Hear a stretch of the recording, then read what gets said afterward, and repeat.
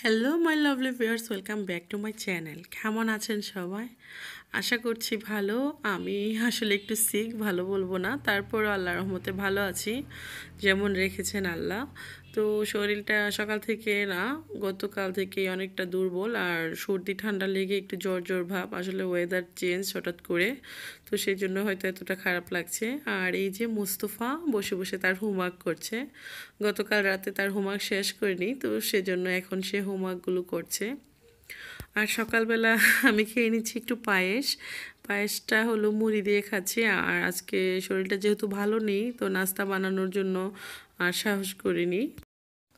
শরীর ভালো না থাকলে আসলে কোনো কিছুই ভালো লাগে না। তো বাসাটাও পুরো এলোমেলো হয়ে আছে। আর রাইসা হলো স্কুলে চলে গিয়েছে অলরেডি, রাইসাকে দিয়ে এসেছি। আর মোস্তফা হলো শীতকাল দেখে তার স্কুলের টাইমটা একটু চেঞ্জ হয়েছে, তো এখন দুইজনের দুই টাইমে স্কুলে যেতে হয়।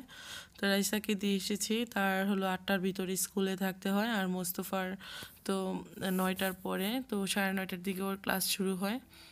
তো রাইসাকে নাস্তা খাইয়ে দিয়ে এসেছি, সে কর্নফ্লেক্স খেয়ে গিয়েছে। আর মোস্তফা এভাবে পায়েস দিয়েছিলাম, তো একটু খেয়েছে। দেখি যাওয়ার আগে যদি তাকে আরও একটু কিছু খাইয়ে দিতে পারি কি না। তো মোস্তফার লেখা শেষ হয়ে গেলে তাকে আমি আর একটু নাস্তা টাস্তা খাইয়ে তার স্কুলের সময় হলে তাকে দিয়ে আসবো। তো ভিউয়ার্স, আপনারা আমার সঙ্গেই থাকুন। আর আমার বয়সের জন্য আমি আসলে দুঃখিত। এখন বাজে প্রায় 12:30টার মতো। তো বাচ্চাদেরকে স্কুলে দিয়ে এসে আমি কিন্তু এতক্ষণ সময় শুয়েছিলাম। শরীরটা বেশ খারাপই ছিল। আসলে সর্দি ঠান্ডা মানুষকে একদম দুর্বল করে দেয়। আর যেহেতু ওই যে জ্বর জ্বর ভাব, তো এতে করে আমার একেবারে কোনো কাজেই মন বসছিল না, বা শরীরে এনার্জি আসছিল না যে কোনো একটা কাজ করব। তো ভিউয়ার্স, ভাবলাম যে বাচ্চাগুলো স্কুল থেকে আসবে, আসার পর তো এদেরকে খাবার দিতে হবে। তো ভাত তরকারি রান্না করা অনেক সময় লেগে যাবে, আর ওগুলো করার মতো শরীরে এত এনার্জি নেই আজকে। তো একটু পাস্তা রান্না করব, সেটাই চিন্তা করলাম যে এটা একটু তাড়াতাড়ি করতে পারবো। আর যেহেতু পাস্তাটা ওরা অনেক পছন্দ করে, আর পাস্তাটা করে দিলে আর অন্য কিছু লাগবে না। তো যদি ভালো লাগে বিকালের দিকে হয়তো রান্নাটা করব। এখন আমি দুপুরের জন্য এদেরকে একটু পাস্তা রেডি করে দিই, তাহলে স্কুল থেকে এসে এটা খেতে পারবে। তো যাই হোক, পাস্তা রান্না করার জন্য আমি এখানে প্রায় 3 কাপের মতো পেনি পাস্তা নিয়েছি। তো পাস্তাটা আমি একটু পানিতে বয়েল করে নিচ্ছি। আর এই পাস্তাটা কিন্তু বাটার দিয়ে রান্না করলে খেতে খুব ভালো লাগে। আমি এখানে বাটার দিয়ে দিলাম পাস্তাটা যখন বয়েল করে নিয়েছি। তারপর পাস্তাটা 4 থেকে 5 মিনিটের মতো বয়েল করে নিতে হবে, পাস্তাটা যেহেতু একটু হার্ড থাকে। আর নুডলস তো অল্প সময় হয়ে যায়, নুডলস আর পাস্তার মধ্যে অনেক ব্যবধান আছে। তো ভিউয়ার্স, আপনারা অনেকেই অনেক ভালো জানেন, তারপরও আমি যতটুকু জানি সেটাই আমি আপনাদের সাথে শেয়ার করছি। তো আমি পেঁয়াজ কুচি, রসুন কুচি আর আদা কুচি বাটারের মধ্যে একটু ব্রাউন কালার করে ভেজে নিচ্ছি। আর আসলে শরীরটা ভালো না থাকলে কিন্তু কোনো কাজই করতে ইচ্ছে করে না, তারপরেও করতে হয়। যেহেতু আমার হাজব্যান্ড এখন দেশের বাইরে, ও থাকলে হয়তো এতটা কাজ করতে হতো না। ও বাংলাদেশে থাকলে আসলে বাচ্চাগুলোকে ওই স্কুলে নিয়ে যায়, নিয়ে আসে। তো কিছু করার নেই, ওরা যেহেতু স্কুলে, ওদেরকে দুইজনকে দুই টাইমে দিয়ে এসেছি, আবার দুইজনকে দুই টাইমে আনতে হবে। কি বলবো, কাজ তো করতেই হবে, শরীর যতই খারাপ থাক কাজ করতে হবে। তো যারা নতুন গৃহিণী আছেন তাদেরকে এটাই বলবো, কাজ দেখে ভয় না করে জীবনকে সুন্দর করে ভালোবাসুন, সংসারকে ভালোবাসুন, দেখবেন জীবনটা অনেক সুন্দর হয়ে গেছে। আর স্বামী সন্তানের জন্যই তো সংসারের সব কাজ আমাদের, তাই না? আর এই যে পেঁয়াজ রসুন আর আদা যখন ভাজা হয়ে গেল, তখন আমি এখানে দিয়ে দিলাম মুরগির ব্রেস্টের মাংস, যেটা সেটা আমি পাতলা পাতলা করে এরকম ছোট ছোট পোটলা করে ফ্রিজে রেখে দিই। তো সেটা কিন্তু যখন আমার প্রয়োজন মতো আমি নামিয়ে নিই। আর ব্রেস্টের মাংসগুলো কিন্তু আসলে রান্না করলেও খেতে ভালো লাগে না, তো এই সমস্ত খাবারগুলোতে দিলে কিন্তু বেশ ভালো লাগে। না নুডলসে, তারপরে পাস্তা, এগুলোতে দিয়ে দিলে কিন্তু বেস্টের মাংসগুলো খুব ভালো লাগে খেতে। আর আসলে তরকারি রান্না করলে কিন্তু বেস্টের মাংসটা কেমন শক্ত শক্ত থাকে, তখন কিন্তু খেতে তেমন একটা ভালো লাগে না। তো যাই হোক, অনেক কথা বলছি। তো মাংসটা ছোটো ছোটো করে কেটে আমি এখানে দিয়ে একটু ব্রাউন কালার করে ভেজে নিচ্ছি। আর এখানে আমি দিয়ে দিয়েছি সয়া সস, আর হলো গোলমরিচের গুঁড়া। তো গোলমরিচের গুঁড়াটা আমি সবসময় করে রাখি বাসায়। আর সয়া সস তো যে কোনো সুপার শপেই কিনতে পাওয়া যায়। তো সয়া সসটা দিলে খুব ভালো লাগে আমার কাছে আর কি। তো যারা দিতে চান না তারা স্কিপ করবেন। তো আমি এখানে 2 টেবিল চামচের মতো সয়া সস দিয়েছি আর দিয়েছি হাফ টেবিলের মতো গোলমরিচের গুঁড়া। তো দিয়ে আমি মাংসটাকে ওই অল্প আঁচে বসিয়ে দিয়ে চলে আসলাম এখানে। আমি চিজটাকে একটু গ্রেন্ড করে নিব। তো আজকে আমি এই চিজটা দিয়ে পাস্তাটা রান্না করব। আর এই চিজটাই আমার বাচ্চারা সবসময় খায়, ওরা এটা খেতে খুবই পছন্দ করে। তো ওই জন্য ওর বাবা দেশের বাড়ি থেকে বেশি করে নিয়ে আসে, তো আমি সবসময় ফ্রিজে রেখে দিই আর কি।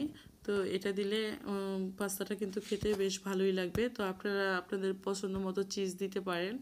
আসলে আমি আমার রেসিপিটা রান্না করছি, আপনারা আপনাদের মতো করে রান্না করে নেবেন। আর আমার ব্লগে আমি যেহেতু রান্নাবান্নাটা মোটামুটি শেয়ার করি, তো আজকের রান্নাটাও শেয়ার করলাম।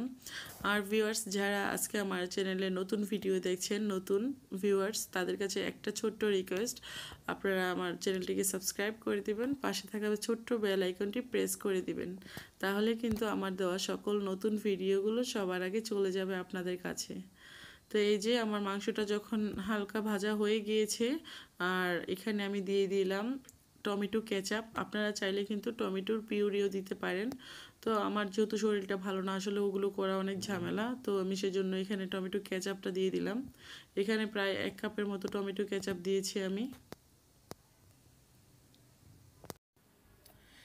এখন আমি কেচাপটার সঙ্গে সব কিছু ভালো করে কষিয়ে নিলাম। আর এখানে অ্যাড করে দিলাম হাফ টিস্পুনের চেয়ে কম একটু মরিচের গুঁড়া। আর মরিচের গুঁড়াটা দেওয়ার পর আমি আরও একটু ভালো করে কষিয়ে নিচ্ছি। তারপর আমি এখানে অ্যাড করে দিব পাস্তাগুলো কিন্তু আমি বয়েল করে একটা ছাঁকনিতে ছেঁকে নিয়েছি। এতে করে কিন্তু পাস্তাগুলো খুব সুন্দর ঝরঝরে হয়ে আছে। অনেকে সিদ্ধ করার পর কিন্তু ঠান্ডা পানি দিয়ে ধুয়ে নেয়, তো আমি ঠান্ডা পানি দিয়েও ধুইনি, তারপরেও কিন্তু আমার পাস্তাগুলো ঝরঝরে আছে।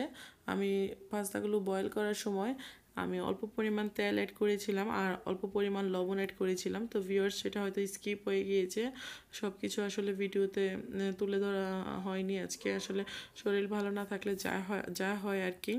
তো আপনারাও পাস্তা যখন বয়েল করবেন, বয়েল করার সময় পাস্তাতে হাফ টি স্পুনের মতো রান্নার তেল আর অল্প পরিমাণ লবণ অ্যাড করে দিবেন, এতে করে কিন্তু খেতে খুব ভালো লাগে। তো এখানে আমি আবার আমার স্বাদ অনুযায়ী লবণ দিয়ে দিচ্ছি। তো এভাবে করার চেষ্টা করবেন যারা নতুন গৃহিণী আছেন, আর যারা ভালো পারেন তারা তো অনেক ভালো।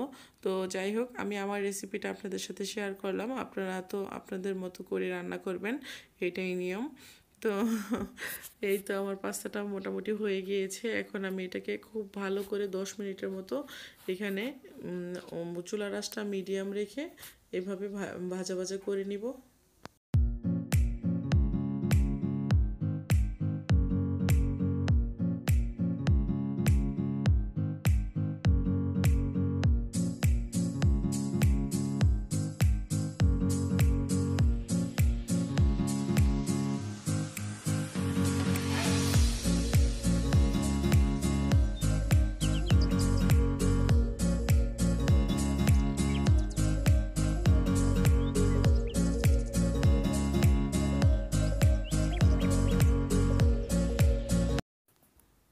পাস্তাটা ঠিক নামানোর 2-3 মিনিট আগে আমি চিজগুলো দিয়ে দিচ্ছি। আমি এখন এই যে চিজগুলো গ্রাইন্ড করে নিয়েছিলাম সেগুলো আমি এখন এখানে অ্যাড করে দিচ্ছি।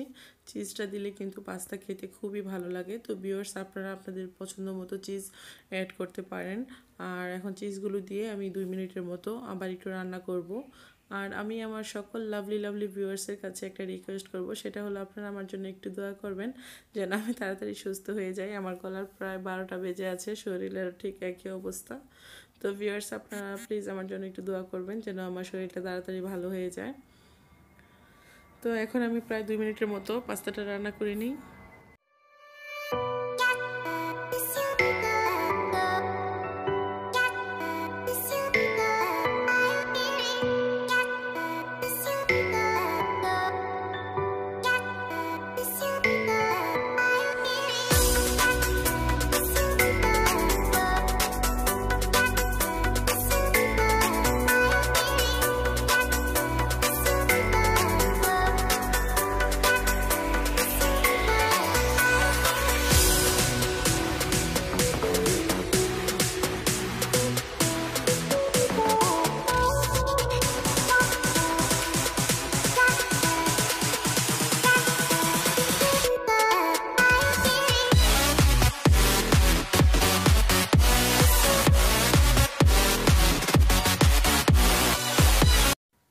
এই যে রান্না বান্না শেষ, এখন আমি বাচ্চাদেরকে স্কুল থেকে নিয়ে এসেছি, এনে তারা শাওয়ার করলো, তো আমরা এখন একসঙ্গে লাঞ্চ করব।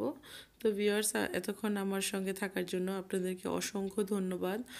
আর যারা এতক্ষণ ধৈর্য সহকারে আমার ভিডিওটা দেখেছেন তাদের কাছে আমি কি বলবো, আসলে আপনারা এইভাবে সাপোর্ট না করলে আমাদের সামনে এগোনো সম্ভব হবে না। প্লিজ আপনারা এইভাবেই আমার পাশে থাকবেন আর সাপোর্ট করবেন। এতক্ষণ ধৈর্য সহকারে আমার ভিডিওটা দেখার জন্য অনেক অনেক ভালোবাসা আর মন থেকে অনেক অনেক দোয়া রইল। এইভাবেই সাপোর্ট করবেন। আর যদি ভালো লাগে প্লিজ একটি লাইক দিবেন, নিচে কমেন্ট করে আমাকে জানাবেন কেমন লাগলো আজকের ব্লগটি। আর যদি বেশি ভালো লাগে তাহলে ফ্রেন্ডস অ্যান্ড ফ্যামিলির সাথে শেয়ার করবেন, তাহলেই কিন্তু আমার সামনে যাওয়ার পথটা আরও সুন্দর হয়ে যাবে, সহজ হয়ে যাবে। আর আপনাদের একটু সহযোগিতায় আমার চ্যানেলটা আরও একটু গ্রো হবে। তো ভিউয়ার্স, আজকের মতো আমি বিদায় নিয়ে নিচ্ছি। আমরা তাহলে খাবারটা এনজয় করি আর আপনারা আমাদের সঙ্গেই থাকুন।